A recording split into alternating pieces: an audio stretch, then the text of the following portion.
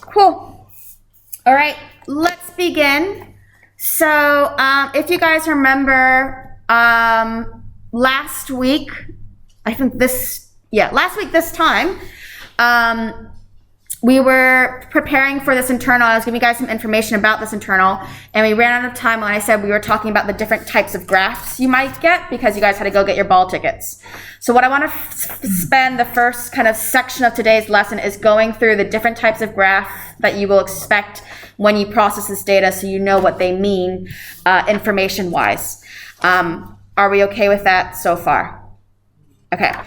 After I've done that, then you guys will have the rest of the period to work on your write-up for this biological experiment. So at this moment, all I need you guys to do is have a place for you to take notes on this material. If you want to take notes on your device, you're more than welcome to. Otherwise, you can do it on pen and paper. Cool. So let's talk about this lesson plan for today. So the first thing is I'm just finishing up the possible types of graphs, and there's also a little bit of a correction I need to make in my instructions, and then you guys have the rest of the internal to work. Does that sound good so far? All right. I made, not a mistake, but directions I didn't give you that I should have. So if you guys remember, when you did the practical, there were lots of different choices in concentration. There was 0 moles per liter. There was 0.1. There was 0.2. There was 0.3. There was 0.4. There was 0.5. There was 0.6. 0.7. 0.8. This was a bad idea. Let me do it the other way. All right. You had 0 moles, you had 0.1 moles, you had 0.2 moles, you had 0.3 moles, 0.4, 0.5, 0.6, 0.7, 0.8, 0.9. All right.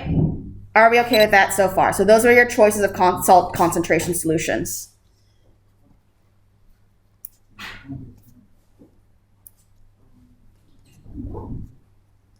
So some clarifications, just because I noticed you guys were asking me some questions and they're asking me what this M means. This M is a unit, obviously, and that unit stands for moles per liter. So you can write it like that, or you can write it like that. Moles per liter is another way you can do it. A mole is just a unit to say amount. So we're saying amount of particles. If you do some chemistry, you'll learn that in more detail, but that's all I want to point out when it comes to those units. Are we okay with that so far? So when we're looking at that, 0 moles per liter means there's no salt in there. 0.1 moles per liter means that there's 0.1 moles of salt for every 1 liter, all the way up to 9. Are we okay with all of that so far? What questions do you have? Batohi, is that a question? Tupo, it looks like you're asking a question. What's the question? The word before? Oh, that's conc. It's just shorthand for concentration.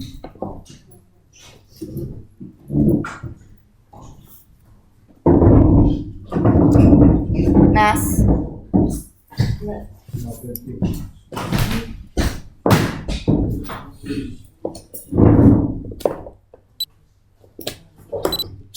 All right, are we good with that so far?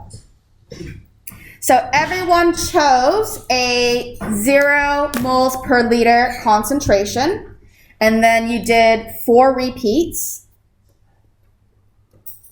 And then I also said you need to choose 4 more solutions, correct? So that way you had a total of 5 different concentrations.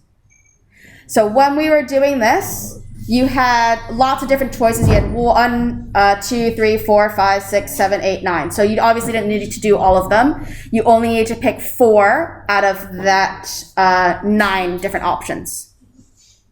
Mitchell, the mask.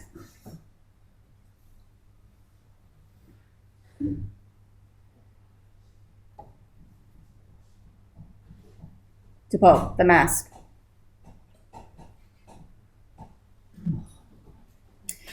All right, one of the things that I made a mistake on and didn't clarify with you guys is a merit requirement.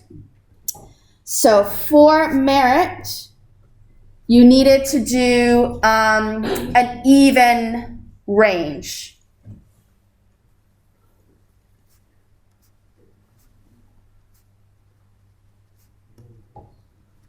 So for example, if I wanted to choose values that make sense and I'm choosing 4, it could be 0.2, 0.4, 0.6, 0.8. 1, 2, 3, 4. If I wanted to do another one, so this one's going up by 0.2. I could do something like, actually that wouldn't be enough data, 0.1, 0.3, 0.5, 0.7, 1, 2, 3, 4. So do you see how that's all kind of going up in a nice even pattern? So this is what we need for merit. If you did something wonky, and let's say you did something that was 0.1 moles, and then I did 0.2 moles, and then I did 0.5 moles, and then I did 0.9 moles. That's a wonky data set.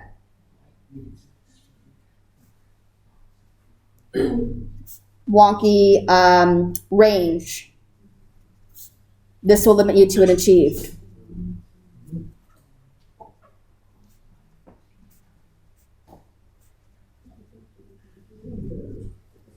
Are you okay with that so far? Does that make sense, the difference between these data sets in pink and this data set in blue? All right? If you did this, I do not want you to worry because there is class data you can use. To fix this mistake,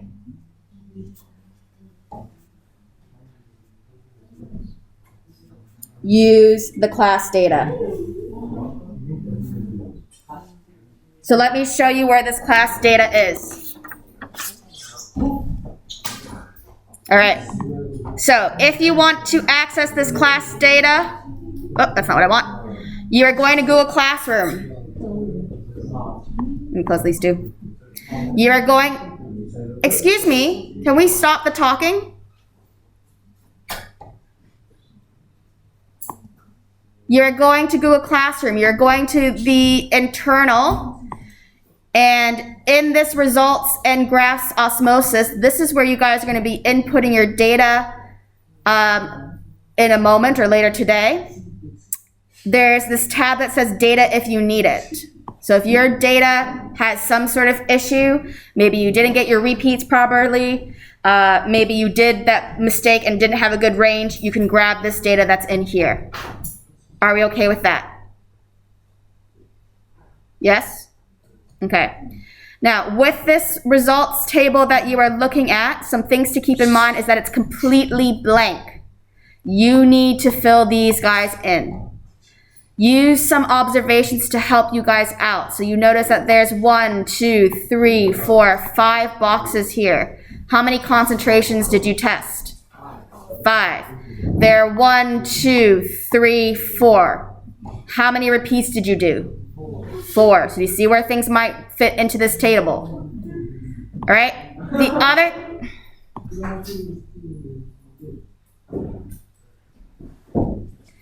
other thing to keep in mind is where you put what data. So you see how in this data sample, the box says you are taking the 4D and you're subtracting the 4C. So, gentlemen, if you don't want to listen to me, that's fine, but I need you to stop talking because it's not fair for the rest of the class.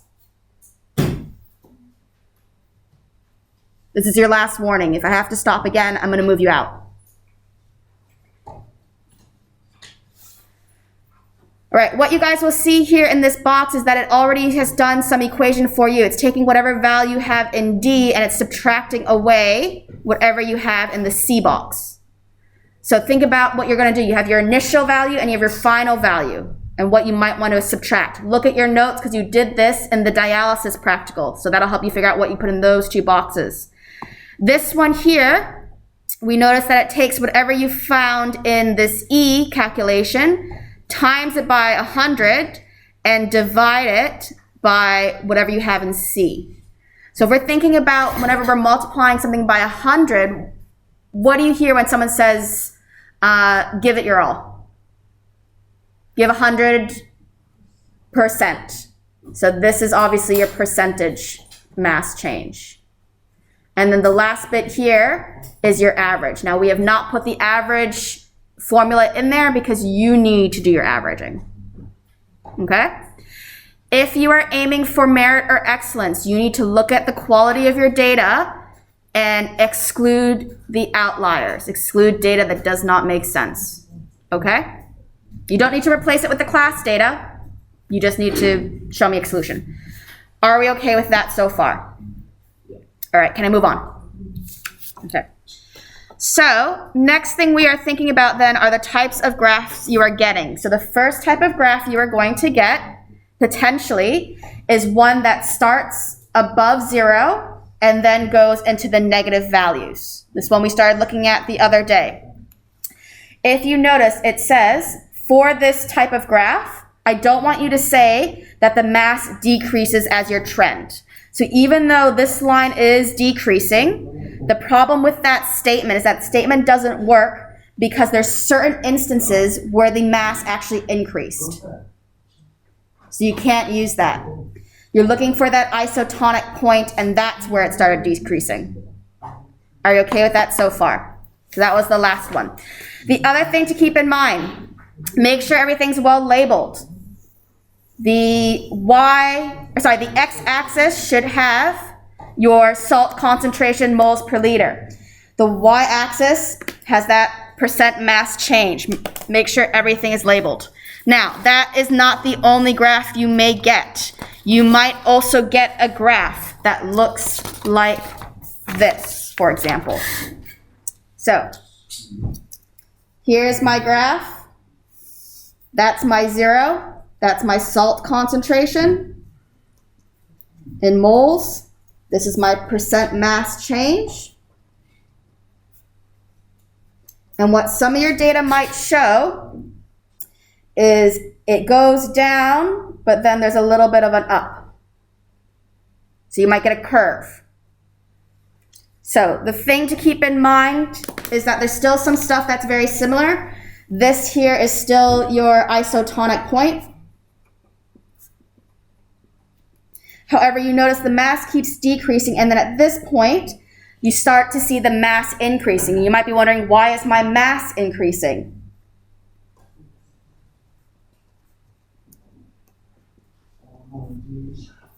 So it seems really strange that the mass is increasing, doesn't it? Should actually have that as a capital M. So at that point, something happens with the cell. So with that cell, as that salt concentration is higher, the cell's going to lose water, correct? So the water's going to leave it. So what happens at this point is that you have the cell wall, because we are talking about a plant membrane, a plant cell, and then we have the cell membrane. So there's two different layers. You have the outside, which is the cell wall, and the inside, which is the cell membrane. So what's going to happen at this point here is that the cell membrane peels away from the cell wall.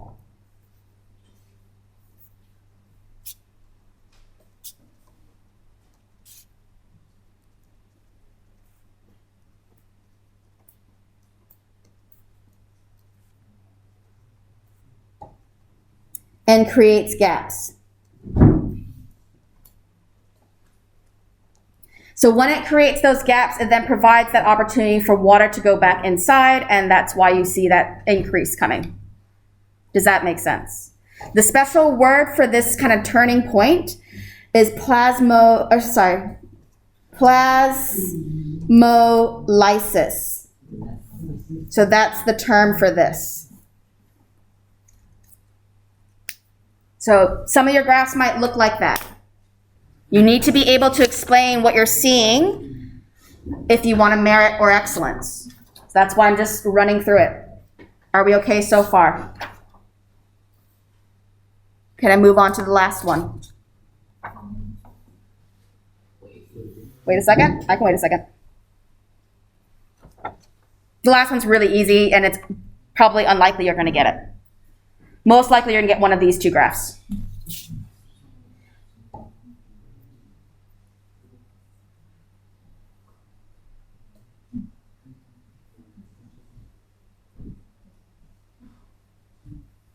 As you guys are kind of jotting this down, because I know some of you guys are still writing, I want to remind you guys to use the video recordings to help you write your method. I've also recorded this video right now, so that will go up later today. Also remember, the SciPad has a really good resource in there. They do a similar experiment with carrots and sugar water, and that can help you scaffold a method and also make sure you have the amount of detail required. Also remember that the SciPad has some really good notes on osmosis, on surface area, on tonicity, that sort of stuff. So make sure you're using the SciPad as a resource. Remember, when you are writing your report, you're allowed to use anything on Google Classroom that has been posted. And since I use Google Site, anything on the Google site. Okay? All right, last one.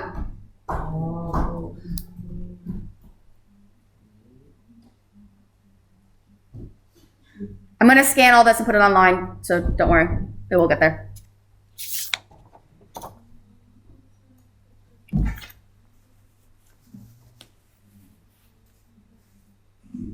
I'm just mindful, I want to make sure you guys have time to work. Okay, last one? Okay. Last one you might get, and it's very, very unlikely,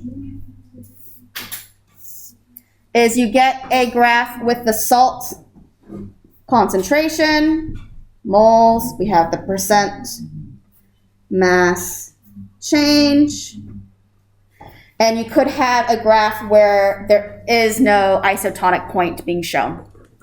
So it is actually negative. So this one here, you can state as the concentration of salt increases, the mass of the turnip decreases, because all of them are decreasing. Does that make sense? So in this case, you can say that because they're all decreasing. It's very unlikely you are going to get this happening. It probably means you have some bad data if this does happen, because this shouldn't happen. All right? That's all I wanted to say. That is all of the remainder of the notes. Are we good? All right. So, what I'm going to do is just kind of talk about 5 for this internal assessment.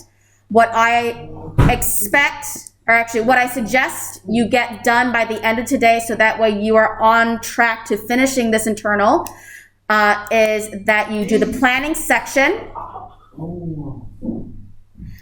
and you have gotten most of the way, if not finished, processing your data on your data table and your graph. Now I want you to do both a data table and graph, because it gives you 2 opportunities to get there. In a moment, I will also pass back your assessment sheets, so that way you guys have that information. And I'll put up a timer and the to-do list on the board, so you are aware for the rest of this period. Remember, you are allowed to work on this outside of class, and I highly suggest you do that if you are aiming for merit or excellence. I don't think within the time frame that you have left that you will be able to do that easily. And it's going to be due. We have set the due date for Saturday, May 28th at noon. Okay, so that means that you can have a little sleep in on Saturday, and then you can wake up, hand it in for noon. You can do a final check over, final read, and then give it in. Okay? So I will leave you to it. I'm going to stop the recording. That's everything. Is there any final questions before we move on. Huh? Yeah, so you should not be sitting next. So you're going to be all staying into this room today. You just need to be sitting not next to your partner. So no one's going into S5 today. Okay? Cool. Take out your device, hop to it.